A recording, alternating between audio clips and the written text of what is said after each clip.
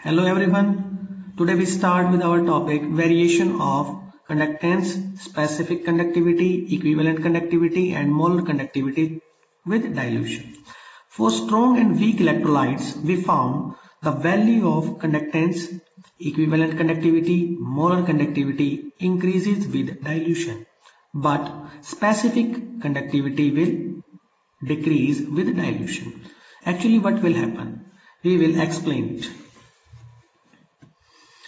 In case of conductance, actually what is conductance? Conductance is reciprocal of electrical resistance and its units are ohm inverse, or we can say mho or Simon. Conductance of a solution is due to the presence of ions in the solution. किसी भी solution की conductance क्या होती है, किसकी वजह से होती है? जो उसके अंदर ions present होते हैं. The greater the number of ions, greater is the conductance. जितने ज्यादा ions होंगे उस solution के अंदर उतनी ज्यादा उसकी क्या होगी? Conductance होगी. As on dilution, जैसे ही हम dilution करते हैं, more ions are produced in the solutions. ज्यादा से ज्यादा ions क्या होते हैं? बनने शुरू हो जाते हैं किसी भी solution के अंदर, और ज्यादा से ज्यादा ions बनेंगे तो फिर क्या होगी? Conductance की वैल्यू भी ज्यादा होगी. हम conductance को किससे रिप्रेजेंट करते हैं? लेटर G के साथ रिप्रेजेंट करते हैं. Now, specific conductivity. Specific conductivity, as we know, is the reciprocal of resistivity, and it is denoted by letter kappa. Denoted by letter kappa, and its units are ohm inverse, centimeter inverse, or we can say mho centimeter inverse, Simon centimeter inverse. The specific conductivity of an electrolyte falls with dilution.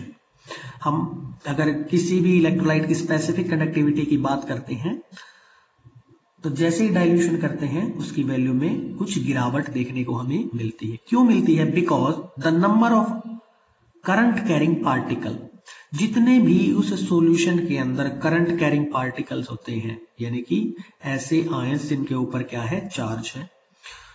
Ions present पर centimetre cube, यानी कि जितने ions वो कुछ volume के अंदर present हैं, of the solution become less.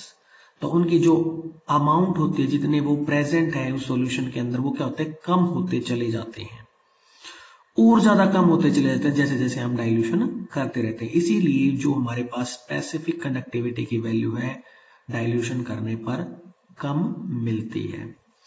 Now molar and equivalent conductivity concept. Molar conductivity is actually what we can define.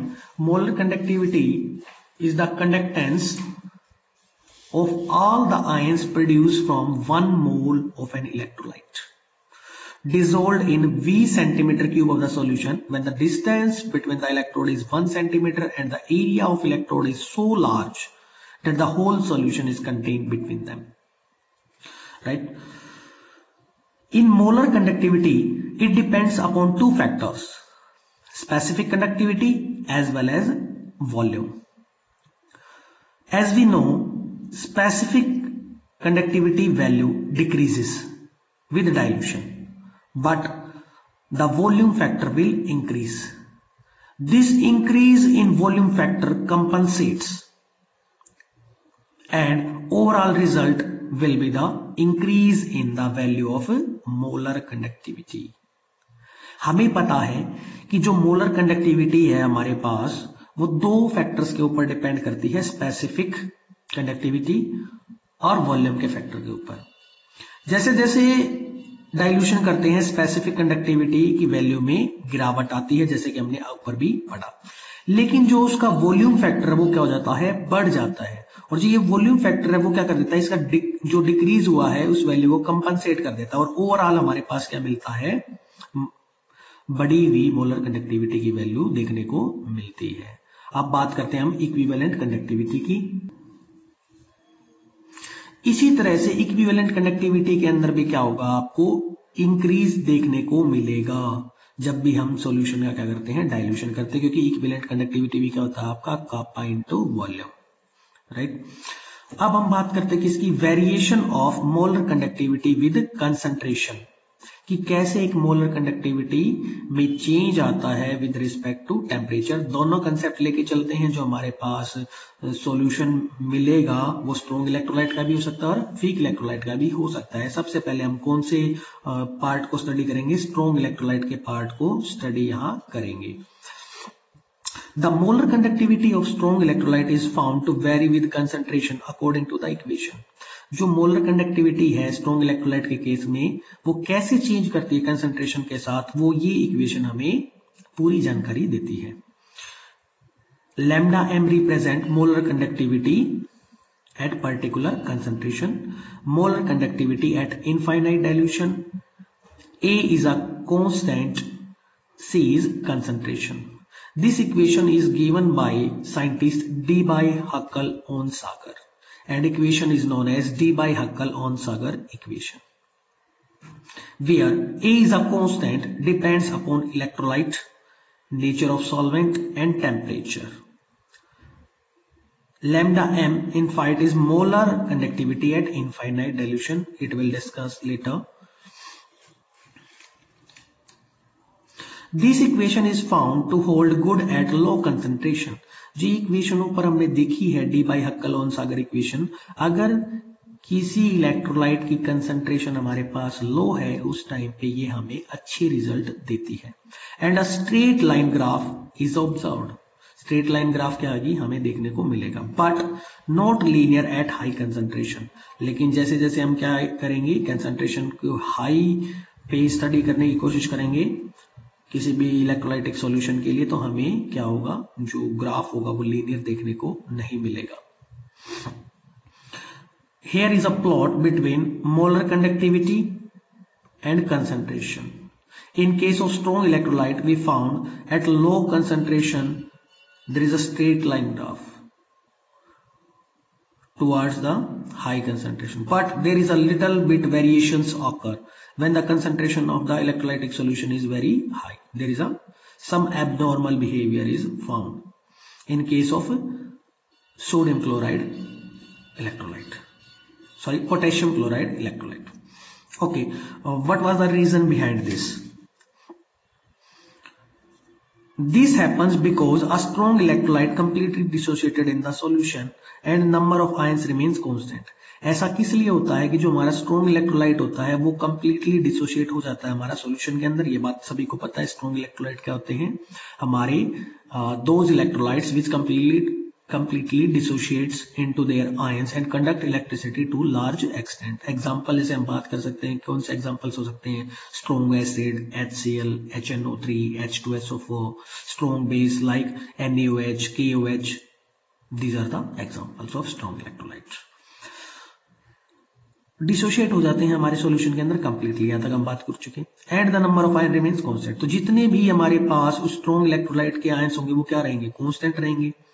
जैसे ही कंसंट्रेशन ज्यादा होती है, कंसंट्रेशन को क्या कर रहे हैं हम? इंक्रीज कर रहे हैं। ग्रेटर इंटर आयनिक अट्रैक्शंस, तो ज्यादा कंसंट्रेशन होंगे तो ज्यादा क्या मिलेंगे हमें? आयंस मिलेंगे और उनके बीच क्या होंगी? इंटर आयनिक अट्रैक्शंस होंगी। उन अट्रैक्शंस की वजह से क्या होगा? जो मोशन होगा आयंस का वो रुक जाएगा, और रुक जाएगा तो फिर क्या हो जाएगी? कंडक्टेंस फॉल कर जाएगी। कंडक्टेंस क्या हो जाएगी? हमारी वैल्यू में फॉल कर जाएगी। एट हायर कंसंट्रेशन आप क्या देखेंगे कि जो स्ट्रॉन्ग इलेक्ट्रोलाइट का केस है वहां कंडक्टेंस क्या हो जाएगी? फॉल हो जाएगी। कुछ बिहेवियर आपको एबनॉर्मल देखने को मिलेगा। ये एबनॉर्मल बिहेवियर किस वजह से है? ग्रेटर इंटर आयनिक अट्रैक्शंस की वजह से है। आगे बात करते हैं। बट एज द डाइल्यूशन ओकर, जैसे ही हम क्या करते हैं उस सॉल्यूशन की डाइल्यूशन करते हैं, the ions are far apart from each other. जो जैसे ही हम क्या करेंगे उसमें ज्यादा से ज्यादा डाइल्यूशन करेंगे तो जो आयंस होंगे उनके बीच क्या हो जाएगा? डिस्टेंस बढ़ जाएगा। And the inter ionic attractions decreases. जो अट्रैक्शंस हो रही थी आयंस और आयंस के बीच में वो क्या हो जाएंगी? हमारी कम हो जाएंगी। और कम हो जाएंगी तो क्या होगा? कंडक्टेंस की वैल्यू में क्या हो जाएगा? आपका इंक्रीज देखने को मिलेगा डाइल्यूशन के साथ। और एक पॉइंट ऐसा आएगा, एक पॉइंट ऐसा आता है जिसको हम क्या बोलते हैं? Molar conductivity at infinite dilution. तो उसकी बात कर रहे हैं हम यहां। And approaches to a maximum limiting value at infinite dilution and it is represented by this type of symbols. Right. अगर ग्राफ की हेल्प से हम स्टडी करने की कोशिश कर रहे हैं तो ग्राफ की हेल्प से भी हम बात कर सकते हैं। Here you can see this is high concentration part of KCl.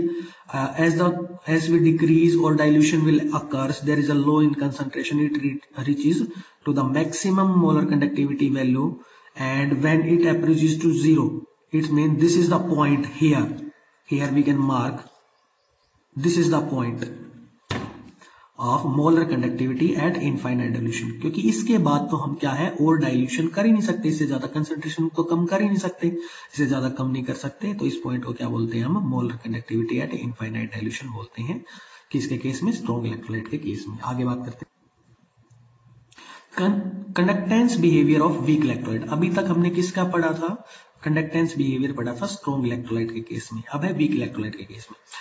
As weak electrolyte dissociates to very lesser amount compared to the strong electrolyte. हमें ये अच्छे से पता है कि जो हमारे पास वीक इलेक्ट्रोलाइट होते हैं वो डिसोशिएट होते हैं किसी भी सॉल्यूशन के अंदर बहुत ही कम अमाउंट में, अगर हम कंपेयर करें किसके साथ? स्ट्रॉन्ग इलेक्ट्रोलाइट के साथ उसको कंपेयर करते हैं। That's why the value lies below the strong electrolyte. इसी कारण क्या होता है, जो वैल्यूज होंगी हमारी वीक इलेक्ट्रोलाइट की वो कम होंगी या फिर नीचे होंगी ग्राफ को स्टडी अगर हम करते हैं compare to the strong electrolyte. As there is a dilution occurs, जैसे ही हम क्या करते हैं? डाइल्यूशन करते हैं, concentration of the weak electrolyte decreases. जो कंसंट्रेशन होगी वीक इलेक्ट्रोलाइट की वो क्या हो जाएगी? डिक्रीज कर जाएगी। डिग्री ऑफ आयनाइजेशन इंक्रीजेस, और जिसके कारण क्या होता है, अगर हम बात करें जो हमारी आयनाइजेशन होती है वो ज्यादा से ज्यादा होनी शुरू हो जाएगी। और डिग्री ऑफ आयनाइजेशन ज्यादा होगी, इसका मतलब क्या होगा? हमें ज्यादा से ज्यादा नंबर ऑफ पार्टिकल, ज्यादा से ज्यादा नंबर ऑफ आयंस सॉल्यूशन के अंदर मिलने शुरू हो जाएंगे। दस increase in the value of conductance with dilution. तो जैसे जैसे क्या होगा? डाइल्यूशन होगा तो वैल्यू, कंडक्टेंस की वैल्यू में आपको एक राइज अप देखने को मिलेगा। क्यों देखने को मिला rise up? Due to increase in the number of ions in the solution, क्योंकि सॉल्यूशन के अंदर नंबर ऑफ आयंस हमारे क्या हो चुके हैं? बढ़ चुके हैं, जिसके कारण आपको क्या है वो कंडक्टेंस की वैल्यू में इंक्रीज देखने को मिलेगा। However it does not reach a limiting value. जैसे स्ट्रॉन्ग इलेक्ट्रोलाइट्स के केस में हमने एक लिमिटिंग वैल्यू देखी थी जिसको हमने नाम दिया था molar conductivity at infinite dilution, लेकिन हमारी वीक इलेक्ट्रोलाइट के केस में ऐसा देखने को नहीं मिलता। क्यों देखने को नहीं मिलता? Because now the dissociation is complete. Dissociation तो पूरी हो चुकी है। अगर हम बात करते हैं the concentration of ions per unit volume is low, लेकिन जो आयंस की कंसंट्रेशन है, जितना वॉल्यूम हमने लिया है वो बहुत ही कम है, बहुत ही ज्यादा कम है, very very low, actually we have to say very very low. So the conductivity can't be measured accurately. तो जो वैल्यू हम उसकी निकालना चाहते हैं, कंडक्टिविटी की वैल्यू निकालना चाहते हैं, वो हम अच्छे से कैलकुलेट नहीं कर पाते, इसीलिए हम उसकी एक लिमिटिंग वैल्यू नहीं निकाल सकते। किसकी लिमिटिंग वैल्यू निकाल सकते? वीक इलेक्ट्रोलाइट के केस में हम ये वैल्यू पॉसिबल नहीं है। ठीक है, आगे बात करते हैं, ग्राफिकल रिप्रेजेंटेशन की हेल्प से बात करेंगे। Here is a plot between molar conductivity and concentration, and we have taken example of acetic acid. First of all, there is a high concentration of acetic acid and the value of molar conductivity is very low. But as the dilution occurs, it means concentration will decrease. Concentration will decrease, but you can see clearly from the graph, there is an increase in the value of molar conductivity. There is an increase in the value of molar conductivity, and a point is reached maximum here, but it does not approaches to the limiting value. This concept is explained earlier here, why the limiting value can't be approaches. But this problem is solved by scientist named Kohlraasch, who put forward a law known as Kohlraasch law. Right, इस problem को कौन सी problem को? Limiting value जो हमें निकालनी है week electrolyte की, उस प्रॉब्लम को किसने सोल्व किया? आके कोलराश नाम के साइंटिस्ट ने आके सोल्व किया और एक लॉ बनाया। उस लॉ को हम क्या बोलते हैं? कोलराश लॉ बोलते हैं। अब क्या करते हैं, हम दोनों ग्राफ को एक साथ कंबाइन कर लेते हैं, स्ट्रॉन्ग इलेक्ट्रोलाइट के ग्राफ को और वीक इलेक्ट्रोलाइट के ग्राफ को।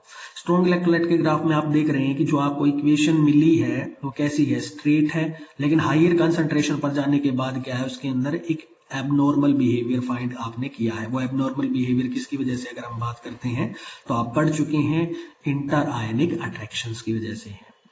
और अगर यहाँ आप स्टडी करते हैं तो हायर कंसंट्रेशन से जैसे जैसे हम क्या कर रहे हैं, लोअर कंसंट्रेशन की तरफ जा रहे हैं, डाइल्यूशन कर रहे हैं, तो वैल्यू क्या हो रही है आपकी, इंक्रीज हो रही है। और एक इसके अंदर हमें क्या है, पॉइंट नहीं मिलता। कौन सा पॉइंट नहीं मिलता, molar conductivity at infinite dilution का पॉइंट हमें नहीं मिलता। क्यों नहीं मिलता, उस पॉइंट को हम स्टडी कर चुके हैं। अब दूसरी बात है कंपेयर की, स्ट्रॉन्ग इलेक्ट्रोलाइट की मोलर कंडक्टिविटी को और वीक इलेक्ट्रोलाइट की मोलर कंडक्टिविटी को आप ग्राफ की हेल्प से अगर स्टडी करें तो आप इजीली देख पा रहे हैं कि हर पॉइंट के अंदर जो स्ट्रॉन्ग इलेक्ट्रोलाइट का आप वैल्यू चेक कर रहे हैं मोलर कंडक्टिविटी की, वो ज्यादा है compare to the weak electrolyte. यही बात हमने क्या है ऊपर भी एक्सप्लेन की थी। आज हमने क्या किया है, वेरिएशंस पढ़े हैं, variation of conductance, specific conductivity, molar conductivity, equivalent conductivity with dilution, and next जो हमने इसके अंदर आज टॉपिक स्टडी किया है इस वीडियो के अंदर, वो क्या है हमारे पास, molar conductivity variation with dilution in case of strong and weak electrolyte। अब हम क्या करते हैं, अपना जो एक टॉपिक हमारा बचा हुआ है अभी इलेक्ट्रोलाइसिस से रिलेटेड, उसको कंप्लीट कर लेते हैं, और जो नेक्स्ट वीडियो होगी उसमें क्या करेंगे, हम न्यूमेरिकल पोर्शंस को सॉल्व आउट करेंगे। तो एक बार देख लेते हैं फैराडेज लॉ के बारे में। Quantitative aspect of electrolysis. Electrolysis हमें अच्छे से पता है। अगर इलेक्ट्रोलाइसिस की हम बात करते हैं, हमने रीड भी किया है लास्ट क्लासेस में, इलेक्ट्रोलाइसिस को क्या बताया है, डिकम्पोजिशन बताया है। किसका, इलेक्ट्रोलाइट का। जब हम क्या करते हैं, इलेक्ट्रिसिटी को पास करते हैं किसी भी इलेक्ट्रोलाइटिक सॉल्यूशन के अंदर, और जो हमारे पास इलेक्ट्रोलाइट होता है उसका जो फेज होता है, अगर फेज की बात करें, जो सॉल्यूशन प्रिपेयर किया, या तो वो एक्वस सॉल्यूशन हो सकता है या फिर वो मोल्टन स्टेट में हो सकता है। अगर पूरी डेफिनेशन की बात करें, अगर इलेक्ट्रोलाइसिस क्या है, electrolysis is a process of decomposition of an electrolyte by the passage of electricity through it's aqueous solution और मोल्टन स्टेट। मोल्टन स्टेट से मतलब क्या होता है हमारा, इलेक्ट्रोलाइट की प्योर स्टेट से मतलब है, right. Now here the relationship between the amount of substances liberated at the electrodes during electrolysis and the amount of electric current passed was studied by Michael Faraday। इसके अंदर जब हम बात कर रहे हैं क्वांटिटेटिव एस्पेक्ट ऑफ इलेक्ट्रोलाइसिस के अंदर, तो क्या है ये, एक रिलेशनशिप बताता है आपको। किसकी रिलेशनशिप के बारे में जानकारी देता है कि कितना अमाउंट हमारा लिबरेट हुआ है या डिपोजिट हुआ है, कहां पर, इलेक्ट्रोड पर, जब हमने क्या की है, इलेक्ट्रोलाइसिस प्रोसेस को किया है। या फिर किसके बीच जानकारी है, हमारी जो अमाउंट हमारी डिपॉजिट हुई है, लिबरेट हुई है, किसके साथ, कि कितना हमने इलेक्ट्रिक करंट उस इलेक्ट्रोलाइसिस प्रोसेस के अंदर भेजा था। इसको किसने स्टडी किया, सबसे पहले माइकल फैराडे नाम के साइंटिस्ट ने स्टडी किया, और उसने दो लॉ बनाए जिनको किसके नाम से जाना जाता है, Faraday's law of electrolysis. He put forward the following two laws which are called Faraday law of electrolysis. Here we have to study these two laws, and these two laws are very very important for numerical aspect also. First, Faraday's first law of electrolysis. Faraday first law of electrolysis. This law states that the mass of any substance deposited or liberated at any electrode is directly proportional to the quantity of electricity passed through the solution. क्या कहना चाह रहे हैं इस law के अंदर, क्या बोला उसने फर्स्ट लॉ में, कि जितना भी मास किसी सब्सटेंस का, सब्सटेंस से मतलब है यहां हमारे पास इलेक्ट्रोलाइट जो आपने लिया है, वो डिपॉजिट हुआ है इलेक्ट्रोड पे या लिबरेट आउट हुआ है, वो डायरेक्टली प्रोपोर्शनल है। वो क्या है, डायरेक्टली प्रोपोर्शनल है किसके, जितनी इलेक्ट्रिसिटी हमने पास की है उस सॉल्यूशन के अंदर। This is Faraday first law of electrolysis. In exam, you have to write this. If W gram is the substance deposited, हमने क्या माना है, जो सब्सटेंस डिपोजिट हुआ है किसी भी इलेक्ट्रोड पे वो क्या है, W है हमारे पास, ठीक है। On passing Q Coulomb's of electricity, और हमने कितनी इलेक्ट्रिसिटी को पास किया है, Q कूलम्स इलेक्ट्रिसिटी को पास किया है। तो रिलेशन क्या बनेगा हमारे पास, W is directly proportional to the Q according to the law. जैसे ही हम प्रोपोर्शनैलिटी को यहां से हटाते हैं हमें कांस्टेंट मिलता है जिसका नाम क्या है, Z. Z is constant of proportionality. Z is also known as or also called as electrochemical equivalent of the substance deposited. जो आपका जो भी सब्सटेंस डिपॉजिट हुआ है, जो भी इलेक्ट्रोलाइट डिपॉजिट हुआ है किसी इलेक्ट्रोड पे, उसका क्या होता है, इलेक्ट्रोकेमिकल इक्विवेलेंट बोला जा सकता है किसको, Z को। हमें अच्छे से पता है क्या, जो हमारे पास चार्ज होता है वो किसके इक्वल होता है, करंट इनटू टाइम के इक्वल होता है। किसके इक्वल होता है, करंट इनटू टाइम। और चार्ज की यूनिट क्या होती है हमारे पास, कूलम्स। करंट की ऐसा यूनिट्स क्या होती है हमारे पास, एम्पियर। और टाइम की क्या होगी हमारे पास, सेकंड। अगर इस Q की वैल्यू को क्या कर देते हैं हम, यहां पुट कर देते तो हमारे पास एक रिलेशन मिलता है क्या, W is equal to Z IT। Let's see it here, there is a relation when we put down Q value as IT. I is current and T is temperature. And what is electrochemical equivalent? Electrochemical equivalent of a substance may be defined as the mass of substance deposited when the current of 1 ampere is passed for 1 second. अगर हम electrolysis process के दौरान current को 1 ampere रखते हैं और time को 1 second रखते हैं, तो इलेक्ट्रोकेमिकल इक्विवेलेंट हमारा किसके इक्वल हो जाएगा, mass of substance deposited at electrode. Right, यही बात हमने यहां लिखी है।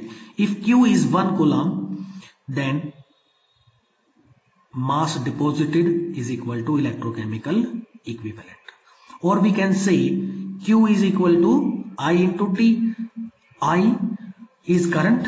When we pass current of 1 ampere in 1 second, then mass deposited is equal to the electrochemical equivalent. This whole part we study here is known as Faraday's first law of electrolysis, and for numerical part we have to use down this formula. Mass of a substance deposited is equal to electrochemical equivalent of a substance into current into time. Now second law of electrolysis, Faraday's second law of electrolysis. What does this mean?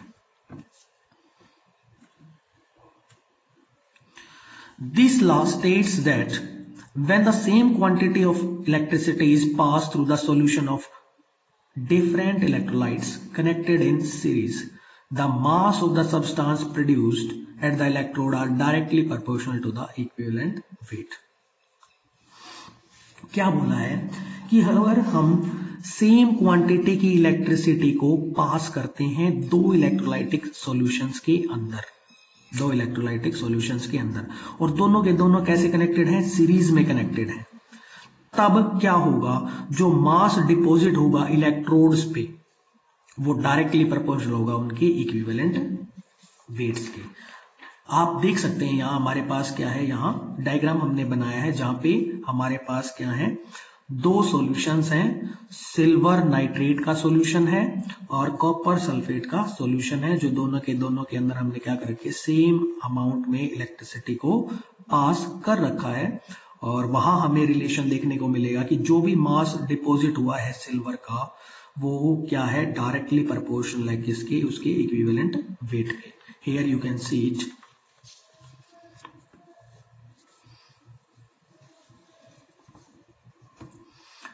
Two solutions are there. First one silver nitrate, second one is copper sulfate, and these two are connected in series.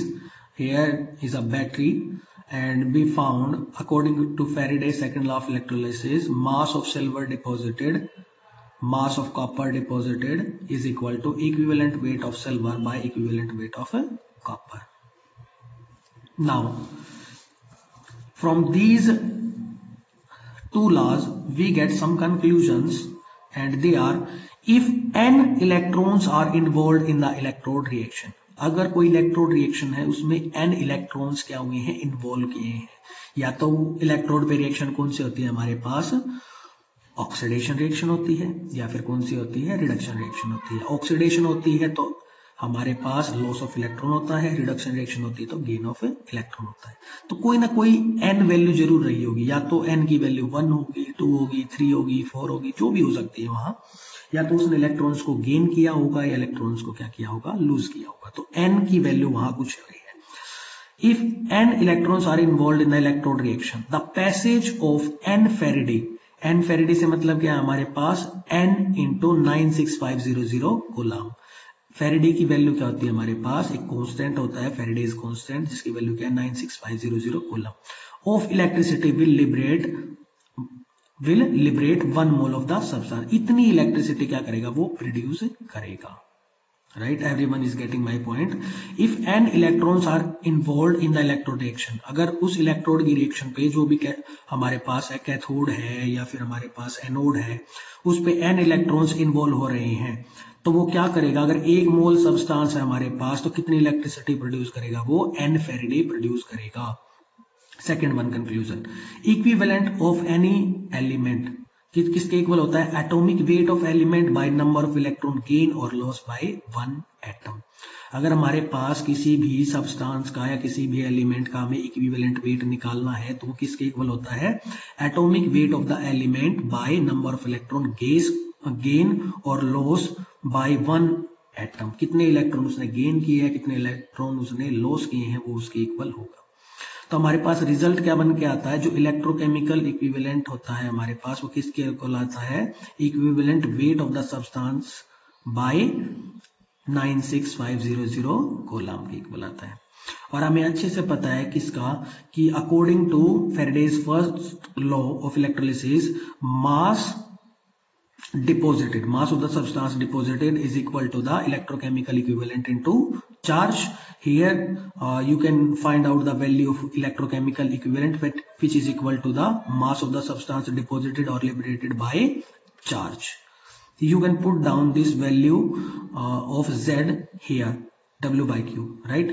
We put there, and by simply cross multiply we can get the value of equivalent weight of the substance is equal to weight of the substance deposited or liberated by charge into 96500. We can calculate it with the help of this formula.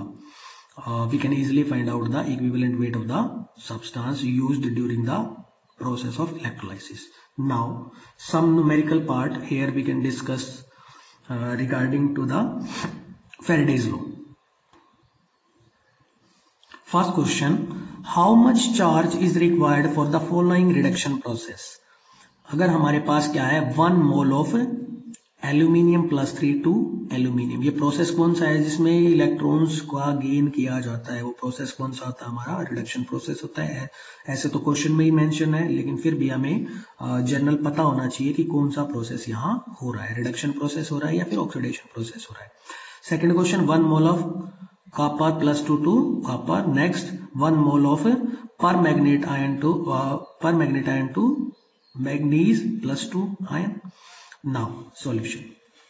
Electrode पे reaction कौन सी हुई है, Al+3 electron gives aluminium.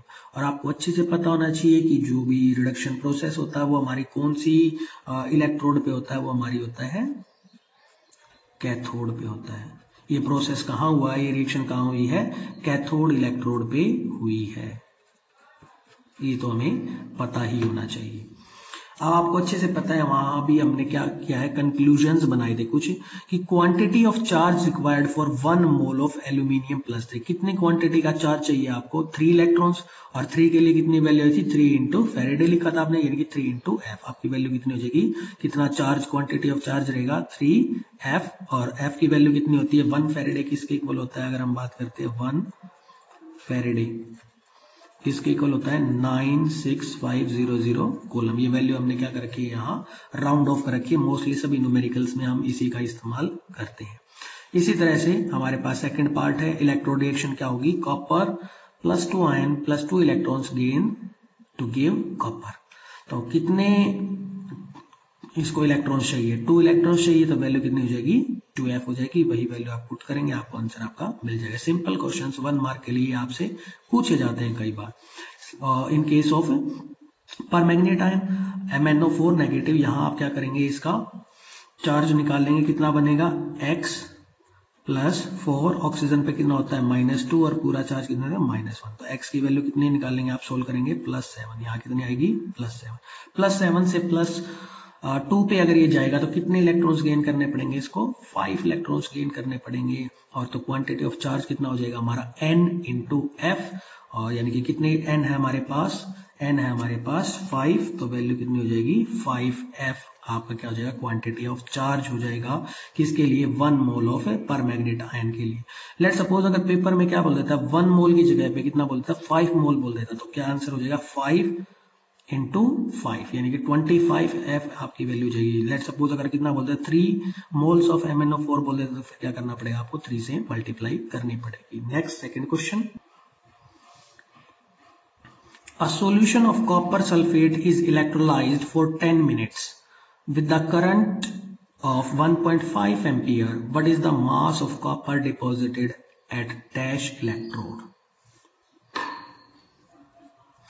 एक copper sulphate का solution है जिसको electrolysed किया गया है 10 मिनट तक, और करंट कितना आपने पास किया है उस प्रोसेस के दौरान, 1.5 एम्पियर पास किया है। आपसे पूछा है कि कितना मास डिपॉजिट हुआ होगा और कौन सी इलेक्ट्रोड पे डिपॉजिट होगा।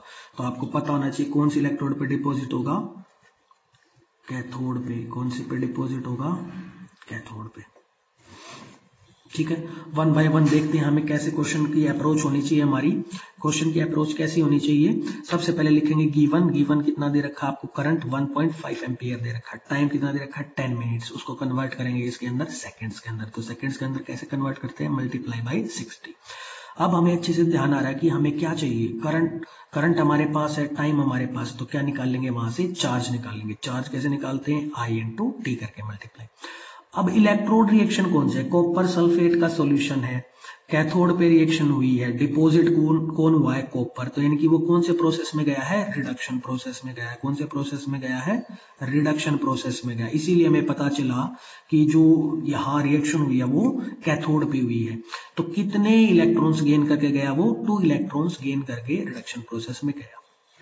अब आपको क्या है, स्टेटमेंट हमारी डिस्क्लोज करनी है। हमें पता है कि अगर हम क्या करते हैं, 2f क्या है, चार्ज का यूज करते हैं किसके लिए, हमारे पास कॉपर सल्फेट का सॉल्यूशन है, तो हमें क्या मिलेगा, 1 मोल कॉपर का डिपॉजिट मिलेगा। और 1 मोल का अगर हम बात करते हैं, 1 मोल कोई सब्सटेंस है हमारे पास, तो वो किसके इक्वल होता है, उसके ग्राम एटॉमिक मास के इक्वल होता है। तो कॉपर का कितना होता है, 63.5, और 2f मीन्स 2 × फैराडेज कांस्टेंट 96500 कितना देगा आपको, 63.5 ग्राम आपको देता है। तो 1 कूलाम कितना देगा, 1 कूलाम के लिए क्या कर देंगे आप, डिवाइड कर देंगे। और निकालना किसके लिए, कितनी इलेक्ट्रिसिटी भेजी थी आपने, कितना चार्ज यूज किया था, 900 कूलाम्स। तो क्या करेंगे, 900 कूलाम्स के साथ आप क्या कर देते हैं, मल्टीप्लीकेशन कर देते हैं, आपका आंसर आ जाता है 0.296। इस तरह से आपका आंसर, मास आपका इतना डिपॉजिट हुआ होगा। कहाँ पे डिपॉजिट हुआ होगा, कैथोड इलेक्ट्रोड पे डिपॉजिट हुआ होगा। नेक्स्ट बात करते हैं नेक्स्ट क्वेश्चन की। When a current of 0.75 ampere is passed through copper sulfate solution for 25 minutes, current कितना दिया है 0.75 एम्पियर, और सॉल्यूशन किसका है, कॉपर सल्फेट का है। कितने टाइम के लिए भेजा है, 25 मिनट्स के लिए। तो जो डिपॉजिट हुआ है कॉपर आपका, देखो इसमें भी इसने आंसर बता ही दिया पहले, कहाँ डिपॉजिट हुआ है, कैथोड पे। कितना डिपॉजिट हुआ है, 0.369 आपका डिपॉजिट हुआ है। तो वो निकलवा क्या रहा है, क्वेश्चन में एटॉमिक मास निकलवा रहा है। तो इस स्टेटमेंट को थोड़ा सा इन्होंने हल्का सा चेंज कर दिया है, बस उसी तरह से क्वेश्चन को करना है हमें। सबसे पहले क्या निकालेंगे, चार्ज निकालेंगे। चार्ज कैसे निकालेंगे, I × t करके। 0.75 एम्पियर दे रखा है, 25 मिनट्स दे रखा है, तो सेकंड्स में कन्वर्ट करने के लिए क्या करेंगे, 60 से मल्टीप्लाई करेंगे, आपके पास क्या आ जाएगा, चार्ज आ जाएगा। इलेक्ट्रोड रिएक्शन कौन से, कैथोड पे कौन सा प्रोसेस होता है, हमें अच्छे से पता है कैथोड पे कौन सा प्रोसेस होता है, रिडक्शन प्रोसेस होता है। तो कितने इलेक्ट्रॉन्स की रिक्वायरमेंट हुई, यहाँ 2f की रिक्वायरमेंट हुई। अगर 1 मोल कोई भी सब्सटेंस आपका डिपॉजिट होता है, कोई भी से मतलब हमारा यहाँ कॉपर से, अगर 1 मोल कॉपर है आपका जो डिपॉजिट हुआ है, तो उसको कितना चार्ज चाहिएगा, 2f चाहिएगा, राइट। और 1125 कूलम की बात करें हम, 1125 कूलम कितना डिपॉजिट करता है, 0.369 डिपॉजिट करता है। एक कितना करेगा, 0.369 बाय 1125 डिपॉजिट करेगा कूलम। और निकालना किसके लिए है हमें, निकालना किसके लिए है, हमें एक मोल के लिए डिटरमाइन करना, और एक मोल के लिए कितनी वैल्यू है 2F। अगर हम क्या करते हैं चार्ज को सप्लाई करते हैं तो हमें वैल्यू मिल जाएगी कि कितना उसका मास रहा होगा। तो क्या करेंगे 2F के लिए मल्टीप्लाई करते हैं, आपका आंसर आ जाता है 63.3 ग्राम, यहाँ आंसर आ जाएगा। Now next question, if current of 0.5 ampere flow through a metallic wire for 2 hours, अगर हमारे पास कोई मेटेलिक वायर है और उसके अंदर 0.5 एम्पियर आपने क्या किया है करंट को फ्लो किया है, कितने टाइम तक 2 आवर्स तक फ्लो किया है। तो आपसे पूछा है then how many electrons flow through a wire, तो कितने इलेक्ट्रॉन्स वायर में फ्लो किए होंगे। तो ठीक है, हमें स्टेटमेंट के अकॉर्डिंग काम करना है। सबसे पहले क्या है, करंट गिवन है, करंट की वैल्यू लिखेंगे, टाइम गिवन है, वहां से क्या निकालते हैं चार्ज को निकालेंगे। तो आवर्स में दिया है, सेकंड के कन्वर्ट करने के लिए क्या करना पड़ेगा 60 × 60, आपके पास क्या आ जाएगा चार्ज आ जाएगा। अब आपको क्या पता है कि हमारे पास जो एक फैरेडे होता है वो किसके इक्वल होता है 1 मोल ऑफ इलेक्ट्रॉन्स के इक्वल होता है, और एक फैरेडे की वैल्यू कितनी होती है 96500 कूलम। तो कितने इलेक्ट्रॉन्स फ्लो करेगा, एक फैरेडे कितने इलेक्ट्रॉन्स फ्लो करता है 1 मोल, और 1 मोल के अंदर कितने इलेक्ट्रॉन्स होते हैं एवोगैड्रोस, एवोगैड्रो की वैल्यू कितनी होती है 6.022 × 10 की पावर 23 इलेक्ट्रॉन्स फ्लो करता है। तो एक कूलम कितने करेगा, डिवाइड में भेज देंगे, और निकालना किसके लिए है हमें, जितना चार्ज उस मेटेलिक वायर के अंदर आपने भेजा था तो वो कितना है 3600 कूलम है। तो उसके लिए क्या कर देंगे, यहाँ मल्टीप्लीकेशन कर देंगे, यूनिट से यूनिट कैंसिल आउट, आपके पास क्या आ जाएंगे इलेक्ट्रॉन्स आ जाएंगे 2.246 × 10 की पावर 22। ये तो क्या कुछ है हमने न्यूमेरिकल्स करके देखे हैं किसके ऊपर, फैराडे लॉ ऑफ इलेक्ट्रोलाइसिस के रिगार्डिंग, और भी बहुत सारे न्यूमेरिकल्स है। अगर बात करें तो हमने तो अभी यहाँ 4 को ही डिस्कस किया, अभी तो एनसीईआरटी भी है हमारे पास, बाकी भी हैं। तो कुछ नेक्स्ट क्वेश्चंस को हम क्या है जब भी हम इलेक्ट्रिकल रेजिस्टेंस का कंसेप्ट लेंगे, कंडक्टिविटी का, मोलर कंडक्टिविटी का, इलेक्ट्रिकल इक्विवेलेंट कंडक्टिविटी का कंसेप्ट लेंगे, उस टाइम पे क्या करेंगे हम अलग से सारे न्यूमेरिकल्स को और सॉल्व आउट करेंगे। आई थिंक आपको आज के लिए काफी लंबी वीडियो हो चुकी है, तो थैंक यू वेरी मच। और आप के लिए ऐसे ही और सारी वीडियोस क्या करते रहेंगे, हम डालते रहेंगे।